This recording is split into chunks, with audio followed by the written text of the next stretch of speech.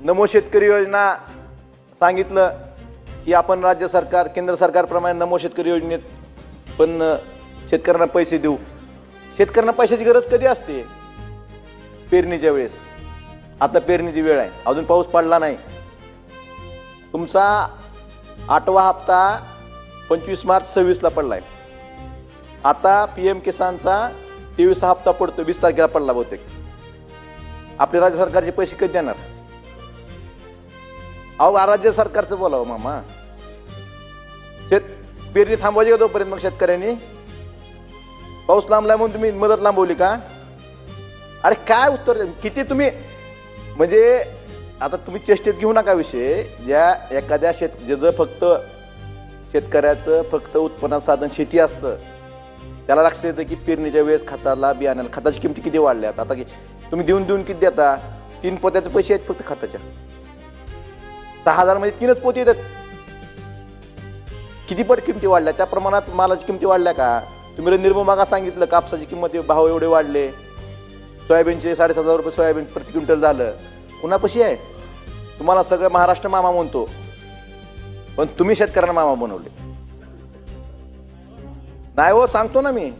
आपण पीक विमा योजना बंद केली, 1 रुपयात पीक विमा योजना. आणि त्यावेळेस काय सांगितलं गेलं की कृषी समृद्धी योजनेतून दरवर्षी आपण 5,000 कोटी रुपये शेतीच्या विस्तार योजनेसाठी देऊ. मग आज रणधीर भाऊ सांगत होते विस्तारमध्ये काम झालं पाहिजे. तरतूद किती आहे?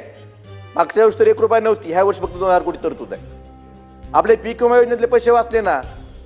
दरवर्षी 1 रुपयात पीक विमा योजनेतले पैसे जेवढे वाचले तेवढे आपण कृषी समृद्धीमध्ये द्यायचं ठरलं होतं.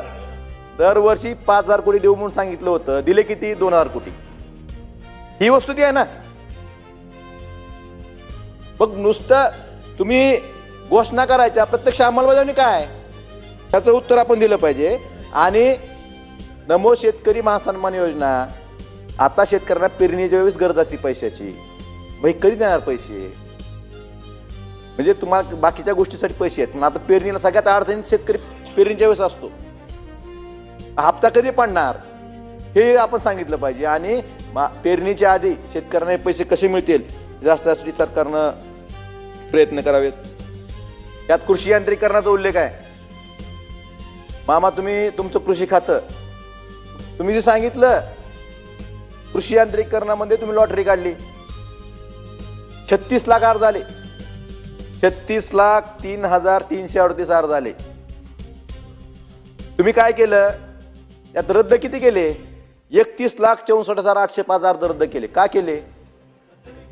काय पेंडिंग नाहीत, रद्द आहेत. पत्र आहे माझ्याकडे, त्यांची प्रेस नोट आहे.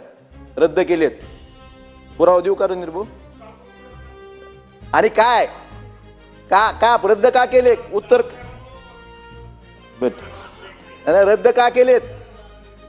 रद्द का केलेत सांगतो. हो मी वाचून दाखवतो तुमची प्रेस नोटच.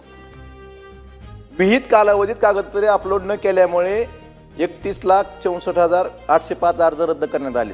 मला सांगा, तुमची साईटच बंद आहे, शेतकऱ्यांना अपलोड कशी करायची? काय सांगा ना. साईट बंद केली, बंद पडली का बंद केली आणि परत शेतकऱ्यावर दोष देता का? हे कुठला प्रकार आहे?